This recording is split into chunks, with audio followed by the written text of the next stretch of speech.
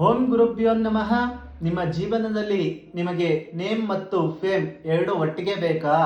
ನಿಮ್ಮ ಜೀವನದಲ್ಲಿ ಸಕ್ಸಸ್ ಬೇಕಾ? ಹಾಗಾದ್ರೆ ನಾನು ಹೇಳುವ ಈ ತಂತ್ರ ಪರಿಹಾರವನ್ನ ಮಾಡಿಕೊಳ್ಳಿ. ಪ್ರತಿನಿತ್ಯ ರಾಹುಕಾಲದಲ್ಲಿ ಓಂ ರಾಮ್ ರಾಹವೇ ನಮಃ ಈ ಮಂತ್ರವನ್ನ 108 ಬಾರಿ ಜಪ ಮಾಡಿ.